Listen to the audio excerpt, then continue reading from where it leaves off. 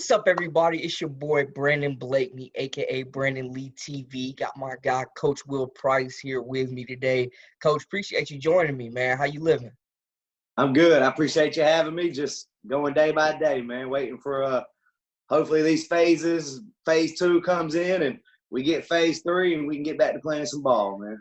Man, I tell you what, I am missing it. I know guys like us is definitely used to being in the gym, taking them road trips, racking up the miles, man. I know there's been a lot of talk about AAU, and you were recently on the news, WXI 12, speaking about the class of 2020, man, just how they're being impacted with the recruitment. What have you been seeing in your perspective, and how would you tell guys to continue to work on stuff and try to help raise their recruitment profile dealing with coaches? Just staying in the gym. Everything's going virtual lately. Ever since this pandemic hit, everything switched to virtual. Stay in the gym, stay sending out videos, do as many video as you can, and put the good with the bad. Everybody just doesn't want to see just offense, put some defense clips and put some things that you might do wrong so coaches can see it. Eventually they're going to see you play live. But just stay in the gym, really stay in shape. The basketball is going to come. Most of these players out here, these kids play year round now. So the basketball, you can kind of pick that up a little easier. But, you don't want to start, say we play in July or August, you don't want to have your hands on your knees, coaches saying, dang, he's out of shape. The basketball part will come back quick. Just keep sending videos out. I know coaches, high school coaches, AAU coaches, we're sending videos out to college coaches as well. We're returning phone calls, talking to them on a normal basis. They're anxious to get back out like we are. So, just keep your head down, keep grinding, and, it's going to work out. And for the 2021s and the 2020 unsigned seniors, it's a chance just to keep working, work every day at home. 2021, I really hope they have a season just for the fact, a lot of these kids have played many years together on the AAU circuit, and this might be the last summer they get to play as one again. And, just for their sake, I hope they get to have a season. I know it's a big season going from junior to senior year. That's a big, big summer, and I want all those kids to hopefully have that opportunity. I know a lot of your guys with Team CP3, especially in 2021 class, are in between. Some guys have offers that are racking them up. Other guys looking to get bigger offers, and the EYBL is definitely a stage to do that. Does a shortened season still help? Is it better than no season at all? Yeah, I would say any season is better than no season. I know the EYBL is working hand in hand with the NCAA and kind of following the NBA guidelines.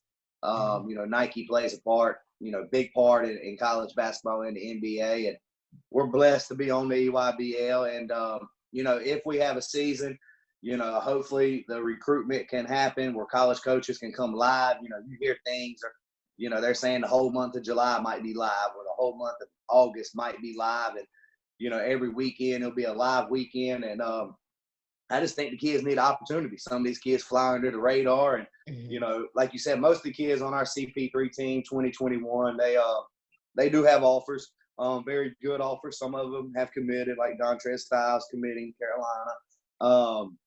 So, they're in a good spot, but I think some of them want to be in a better spot. And I think they were going to use this summer to kind of prove they were ready to handle more offers. And, that's kind of what it is. But I would say definitely let's have a season if we can.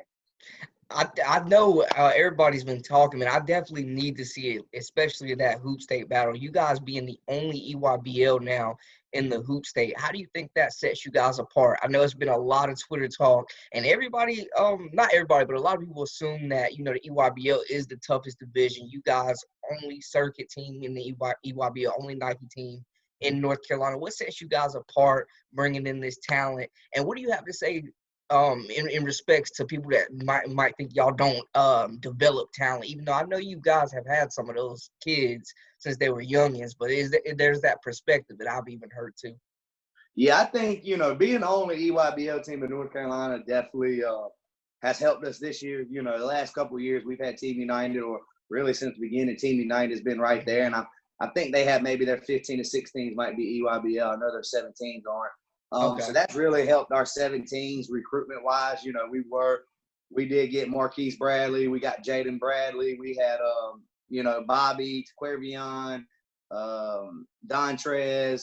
You would probably have David from Tennessee. I think they had the Coleman kid coming in from Tennessee. So they were going to have a good group. They were going to be fun to watch. I think whenever you have guards like Jaden and Bobby, that are unselfish, it makes the wings that much better with, Sure. Marquise and Coleman and Dontrez and T. They would have been fun to watch. When we're recruiting these kids, it's kind of easier considering we're only the EYBL Team 17U. And our brand is very good. The CP3 brand, the program itself, the reputation around the state and country is a good reputation. So it's kind of like, we're fitting hand in hand with Nike. Nike selling Nike, they're the top brand. So it's easy to sell their brand. And when we're recruiting kids, the CP3 brand, it carries a lot of weight, playing on the EYBL. People say it's the toughest, I guess if you go off college, top players, and I think 38 kids got drafted from in the NBA, 38 numbers kids. Don't lie. Yeah, played in the EYBL. And if you're the best player in the country, that gives you a chance to play against the best players in the country to really see where you stack up. And it's just the energy, man, the energy and the vibe in the arena, the atmosphere at the tournaments. It's a circus, man. It's college coaches, NBA general managers, Chris Paul, KD, Bradley Beal, LeBron, Carmelo, D-Wade, Westbrook, they're in the building, and, they're walking by you in the gyms. They're speaking to kids. It's just a vibe that a lot of circuits and tournaments can't provide. And a lot of it has to do with the star power. And, I do think we're the best program in North Carolina. I think there's a lot of fantastic programs in North Carolina, first of all. And we're blessed to see them, certainly. Blessed. I got a good friend that coaches with Loaded, Coach Adams. Phenomenal program. I think Team Charlotte brings it every time you play them. They bring it. Gardner Road, what they're doing on the Adidas circuit, PSP switching over to Curry. And then you dive in some of the local programs like Team Winston. That's one of my favorite programs out there. I'm great friends with the coaches. I think they're a phenomenal program. You have that WCBA program down there in the Wilmington area, which I think they're phenomenal. You got some things cooking up in the mountains. So I think there's a lot of good programs. I do think we have the best team, and hopefully we can show that, and hopefully that, the Team Charlottes and the Loaders and the Gardner Roads, hopefully they think they have the best team. That's what makes it a competition in the state, and maybe one day we can do what everybody says on Twitter and just get all these one teams together and just go at it. I would love to do it. But that's another conversation. And, but I'm pleased with where we are. I know my 16 and under team, I got 10 starters, Brandon. I got 10 Honestly. starters. We're I remember you talking to me about that team before, even during the high school season, kind of later in the year. Yeah, it was, we were blessed to bring back a lot of the same players we had last year when we were number 115 team in the country, according to Coast to Coast and Prep Hoops or whatever the recruiting site was. And, we added Jalen Hood-Schifino, top 25, man-child. Oh, yeah, pick. Very high IQ, added Hunter Sloop, another phenomenal player, reclassed into the 2022 class. And we added a top shooter in the country to me, Donovan Atwell. 6'5", just got a burner on him. Lefty, quick trigger, let it fly. That's what we tell them, let it fly. And you add them to what we had: Deontay Green, Kanai Briggs, Jaden Young, Bryce Scott, Christian Reeves, Amari Miller. We're rocking and rolling. We're ready to we're Michael Zanoni, another top shooter in the country. Can flat out stroke it, going to Greensboro Day School this year. Great pickup for Coach Johnson in the program. We're ready, top to bottom. We're ready to go. And, hopefully we'll have a season to kind of showcase the talent. And that's what I tell people. I don't think some understand, like, when you play a team like a Team CP3, when I think that we even talked about this, what separates you guys is that second five. Because when y'all go to y'all's bench and put that second five in, there's no drop off. And other teams, if you don't have another five that can go as hard as your second five, they're not going to compete with you guys. Yeah, we're like I I told a college coach the other day, we got 10 starters, and I'm a firm believer that I think anybody on our 16 and under team can step into the starting lineup and produce and give us something. Of course, kids going to have bad games, good games, and the way we play, we want 20 assists a game anyway. So the ball has to move. It has to move, and where the points come from is where the ball ends up. You know, as long as it's a right shot, we don't. You know, we're not too big on. All right, we need this player and that player to go give us 20 points apiece, or we're going to lose. No, we can do it selectively as a group, 1 through 10. I know we're going to have different lineups this year. We're going to roll out different lineups. I think we can go big. I think we can go small. Our smallest player is 6'4.5", 6'5". You know, that's our smallest player, and we go all the way up to 7 foot on our 16 and under team. So I think, you know, we can have a assortment of lineups that can wear you down. We can go 94 feet. We can play the half court. We can play the 3/4 court. You know, there's a lot of things we can mix it up and do. And, you know, and I think that speaks for the program itself and what we're able to accomplish. You know, you get 10 players like I have on the 16 and under team. All 10 of these players deserve to be the star on any team they're on. And for all them to sacrifice and for the parents to sacrifice to come together for one common goal, and that's to win Peach Jam for EYBL. And I always say with team success comes individual success. And I'm a firm believer of that. You know, for winning games, more coaches are coming, more fans are coming. Mm-hmm. The atmosphere is a little bit more electric. You know, the boys are jumping around. They got a little bit more vibe into them. So I think, you know, we're just lucky. You know, we're lucky on 15, 16, and 17s to, you know, to have players first who want to be a part of something special, and 2, to sacrifice for the betterment of the team. And when those two things go hand in hand, man, it could be a good season. Is it tough for you guys getting everybody to buy in with so much star power and keeping them, you know, building that chemistry, keeping them in line, especially with AAU feels like it's crazier than NBA free agent. I done seen kids play in the same tournament with 2 different teams. So how do y'all go about that? It's you know, first you gotta recruit kids who want to buy in. You know, there's some kids out there that just want to go get buckets, and that's cool. Everybody needs a bucket getter. You know, we have a few bucket getters on our team as well. But they also understand, you know, a contested bad shot is going to look bad on them in a game when you have 25, 30 D1 college coaches and you got a top shooter on the wing or a low block short corner ready for the jump shot. And you just got to keep preaching it. You know, we want the ball moving and to hit our goals, which is 20 assists a game, and we like to keep it under 10 turnovers a game. We can't really have the ball stick. You know, I think if you catch the ball on offense and you're, you know, 3 seconds, that's really as long as you should have the ball. There's only 3 things you can do when you catch it. It's pass, shoot, or dribble. And you should kind of already be thinking of play ahead. You know, the great players, they see plays ahead. And I think we're blessed with point guards on all age levels. You know, you got Biscuit on the 15s, Hood Shafino 16s. You're going to have Bradley on the 17s. And you're talking about unselfish point guards. You know, it's people who are going to have the ball in their hands majority of the game.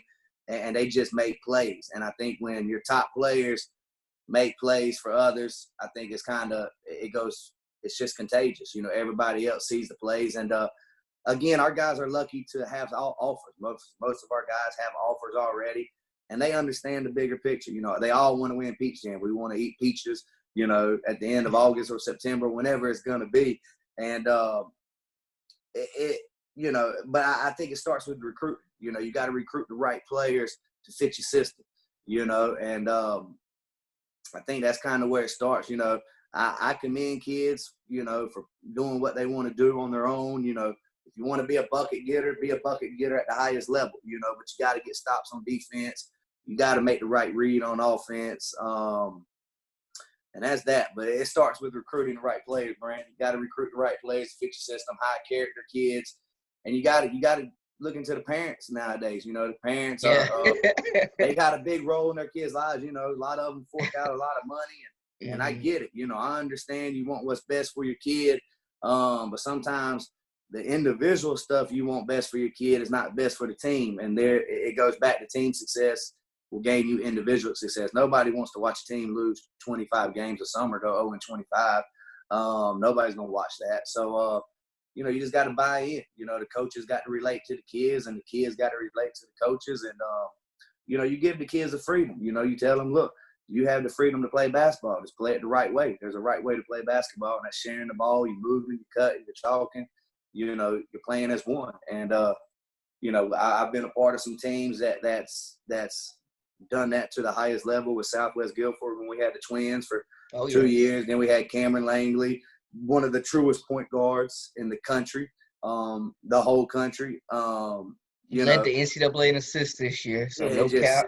His game speaks for itself. It speaks totally for itself. And, when you're when your best players are willing to sacrifice to win, to have your teammates shine, it's a beautiful thing. It's a beautiful thing to watch. Coach, you just named off some of the great point guards we've seen in the state. The Langley brothers. I know you've coached Bobby Pettiford, Jaden Young, Hood Shafino, like a lot of guys you've gotten to see and that are coming through this year as well. What do you look for in a point guard, especially from your perspective, a guy that played the point guard, played it damn well? What do you look for in a good point guard? What characteristics do they have to have? Well, one, you got to be unselfish, but you got to have a little confidence and a little cockiness to your game. We always, growing up, I was always considered another coach on the floor. Mm-hmm. As a freshman, I started varsity as a freshman through my senior year. Coach gave me the keys my very first summer game before I even got out of school. And it just progressed. We won over 100 games together. But you got to have a point guard, number one. He's got to be able – it's a tough job being a point guard. You got to deal with 4 other teammates on the court, and you got to deal with their egos, and you got to know their games. You got to know when to get them shots, when to get them the ball. Do you need them to start out hot early and you take over late? So you got to have a high IQ, unselfish. You got to have some swag to your game. You got to step on the court and say, look, I'm coming at you, whether it's 32 minutes or 40 minutes, whatever the case may be. But I'm coming every time I'm on the court. You can come right back, but I'm coming at you. And true point guards are happy when their teammates succeed. You always should be happy when your teammates succeed and you make a play for your teammate. Some of the most momentum-changing plays in basketball come from the assist, whether it's the alley-oop or skip transition 3 or dribble drive, drop down for a 2-hand dunk baseline. Those are momentum-changing plays in basketball, and they all start with assist.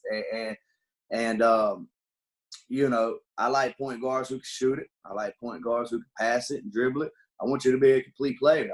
We don't want a point guard where we got to give you rondo defense and not respect your J. Now they can sit back on you. But I've been, I was blessed to play against some great point guards growing up. I'm blessed to coach some great point guards right now. You spoke on Jaden Young, who in my opinion is the top freshman in the state, if not top 3 for sure. But he's a 6'5", mature, composed point guard. Makes and the right wants to guard the best player every night. Every game. And, I've spoke to the Greensboro Day School coaches, and they said Jaden Young has potential to be one of the best players to come through that program ever. I was going to ask you about that. And that just speaks volume. First year, you're playing for a legendary coach. You're playing for a legendary program for what I see it.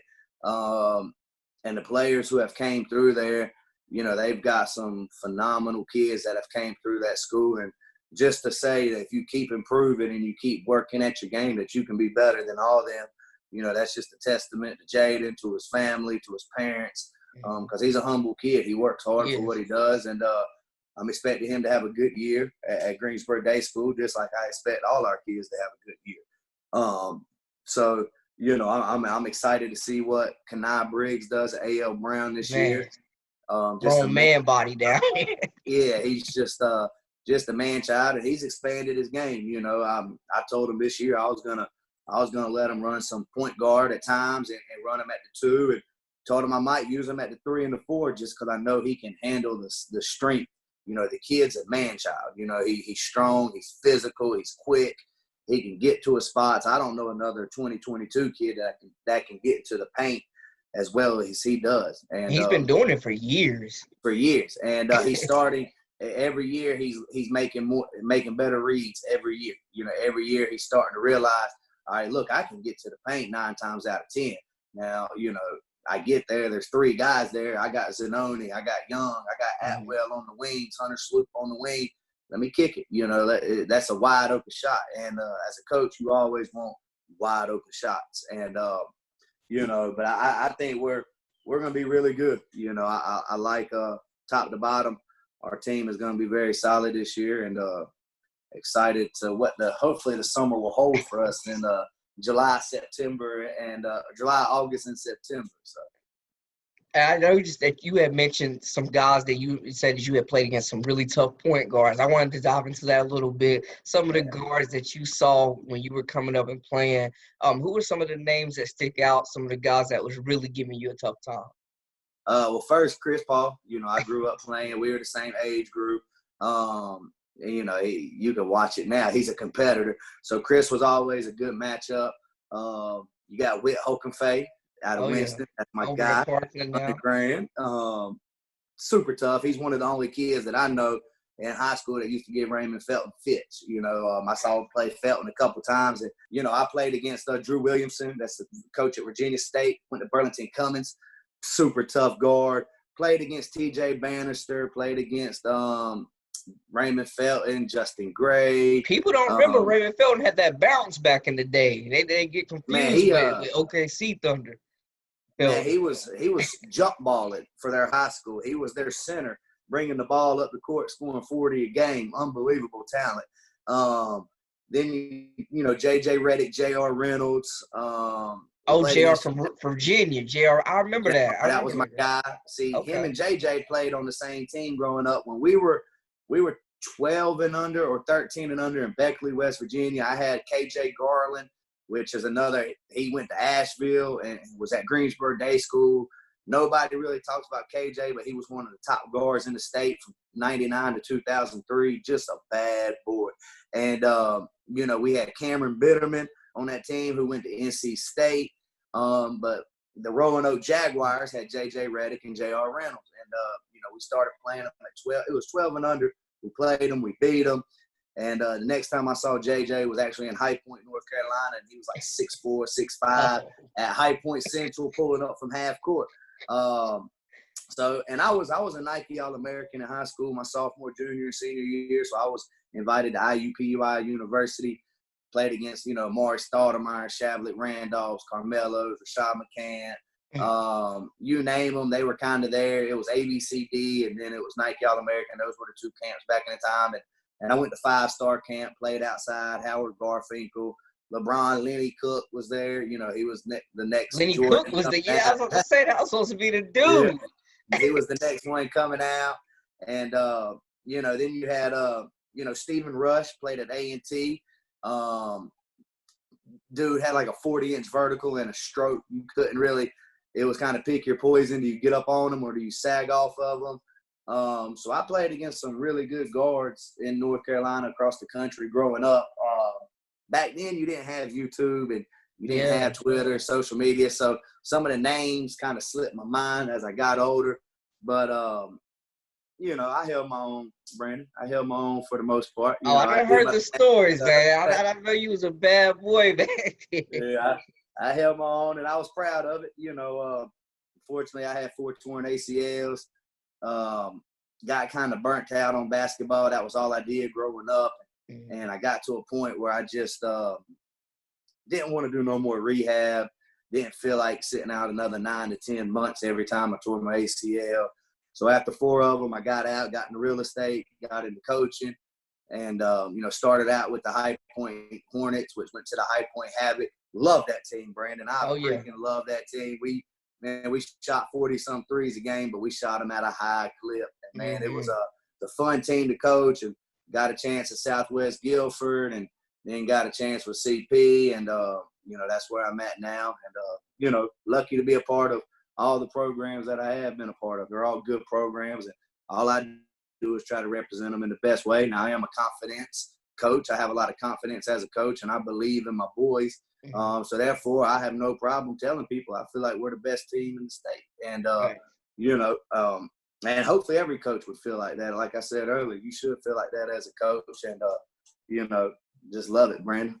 great What times was right that now. transition like for you, man? Just moving from player to coach, and also, you mentioned real estate, just finding a new passion and something that sharpened other skills. Yeah, going from player to coach, it was kind of tough at first.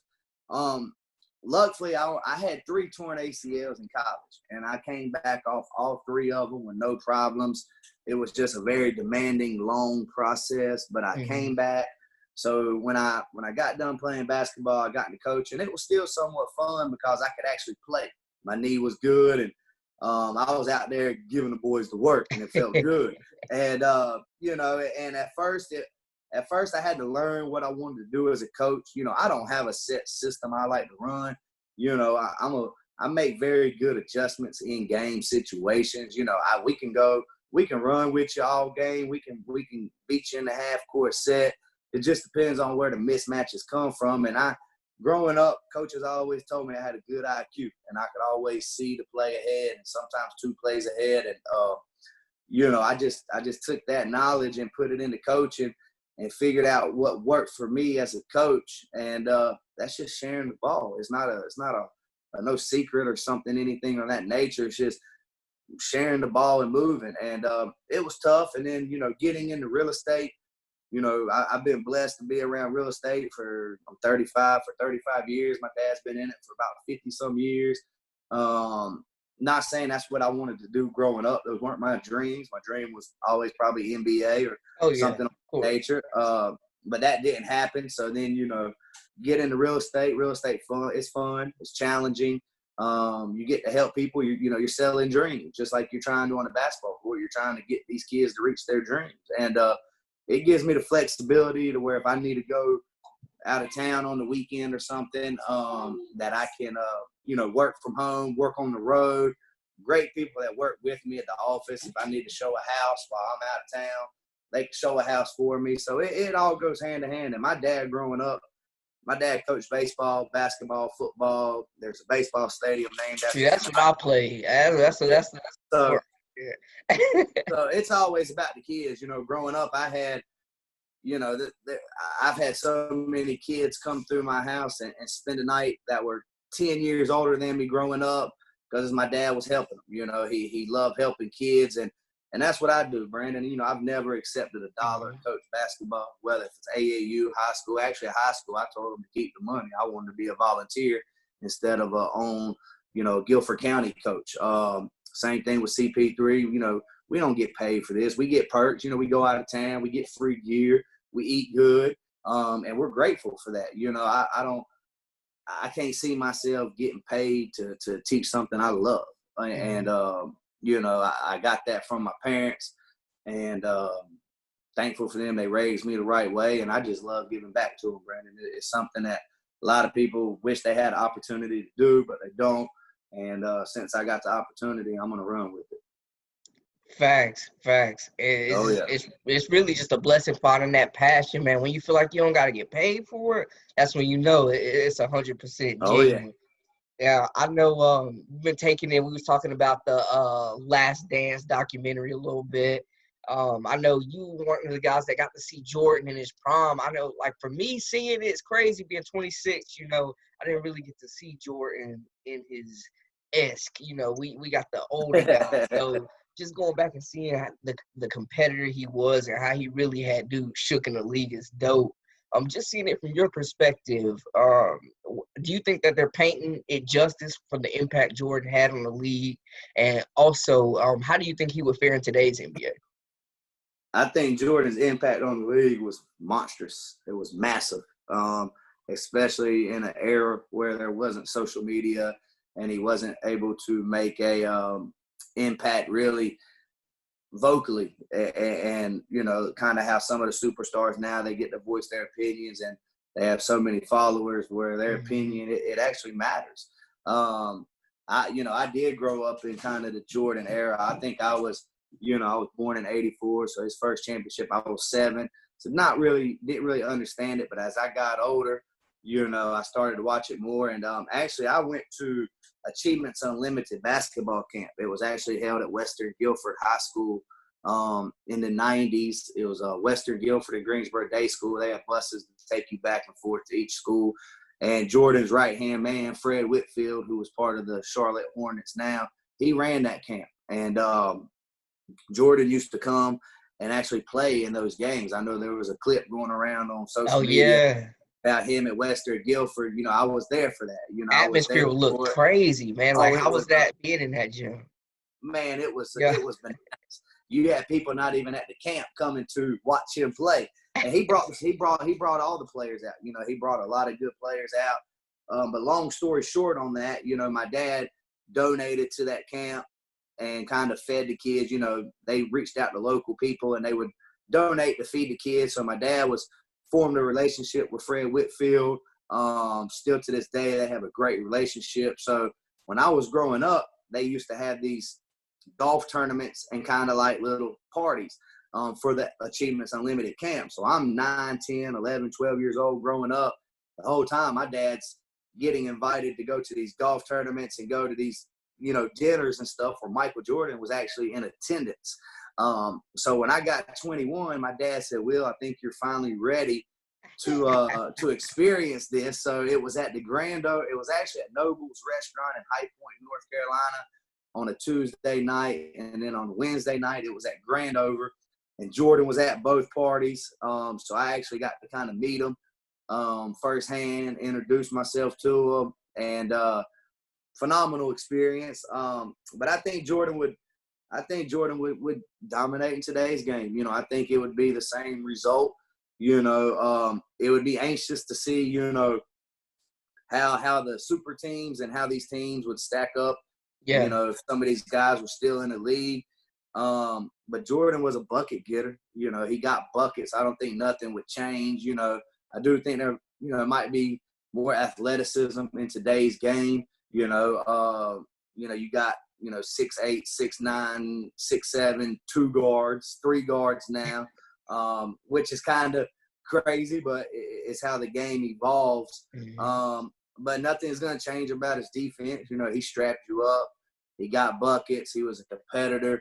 And whenever you have that drive, you know, I think greatness is always going to be there for a player like Michael Jordan. You know, everybody want to be like Mike. So, you know, it just, you know, it is what it is. Jordan's Jordan. And he would do what he did back then now. You know, I do think that back then it was a lot of, in the 90s and 80s, more so the 90s and early 2000s, from what I can speak on, you did have, you know, the best teams always had that one player who could go get a bucket. You know, they had them, you know, whether it was Isaiah or, you know, Kareem or Jordan, Reggie Miller. Nowadays, I think the game's evolved to where you got to have more than one player get buckets. You know, you got to have 2, 3, 4, 5 players that can get buckets. So I do think the movement of the ball is a little bit better now than what it was back in the day. The game's not as slow. I do think I watched the documentary the other night. I think the Jazz had 54 points in Game 3 in 1998, or Game 3. I think it was 90 something to 54. You know, that wouldn't happen in today's game. The game's a lot more sped up. You know, you put analytics and stats into certain situations like the Houston Rockets, where they like to get shots off in 7, 8 seconds. So, you know, I think the scoring for Jordan might even – it would definitely be on par with what he did, just because of how fast the game is nowadays. So, you think other elite players would want to play with him? Yeah, I'll say everybody wants to play with a winner. You know, I wouldn't want to play with a winner. Now you just got to know how to take it. You know, I think he's tough on your players, but like you said, the tough ones are the ones who always get through adversity. You know, you got to be able to get through adversity. And, you know, it would be hard playing the same way they probably say it was hard playing with Kobe Bryant. You know, it's challenging. But at the end of the day, he always is going to get the best out of his teammates, you know. And who's to say his way is right and somebody else's way is wrong? Everybody has their own way to motivate people and try to get the best out of certain people. So, you know, I think I think he could play in today's game. And then, like I said, social media changes a lot. Back then, you didn't have social media, so all these friendships that you see within the NBA now, you know, a lot of these guys, they hang out off the court together. You know, a lot of these superstars, and that's cool. That's awesome. You know, like that's an amazing fraternity some of these players have. But back then, you really didn't have that. You know, you didn't really hang out with the guys you're playing against, who you're competing, who you're compared to. And I think social media changed a lot of that. What about AAU too, you think? Just because you guys have all these guys hanging out, playing at all these camps, like they all know each other, buddy, dapping up, hanging out before the game and all that? I think, you know, it's a good thing. You know, you always, you know, growing up, I had people that I competed against that, you know, they might saw me as a threat or I might saw them as a threat. And, you know, you always respect them. You know, you always see them out. You see them. You always speak to them. You respect them, you know, but also deep down, you're like, man, I gave him 30. You know, like he gave me 15. I gave him 30. You know, why are they even in the same conversation? But it is what it is. And, you know, I do think I wish, you know, basketball might be a little bit more tougher nowadays instead of, you know, it's a lot of skill, a lot of finesse, a lot of trying to be pretty on the court. And I get it. I was a showboat. I like to do all the fancy stuff. And, you know, but I think social media has played a big part in how these kids interact with each other. You know, there's nothing wrong to have a respectful disagreement on Twitter about, you know, when, just for example, when we put up on Twitter the other night that I thought CP3 was the best, you know, there were some players going back and forth, and it was very respectful back and forth. Definitely. And that's what we did back in the day, you know. But actually, back in the day, we had to do it through girlfriends or homeboys that went to another school. You know, we couldn't just go on. Well, we actually got AOL online where you had to dial up. And man, it might have been use the phone and the internet at the same. Yeah. So, you know, we had to actually do it face to face or at the YMCA. We could never just hop on the internet and have a friendly back and forth. Respectful back and forth. But I think that's what's it's kind of cool that the kids can do that.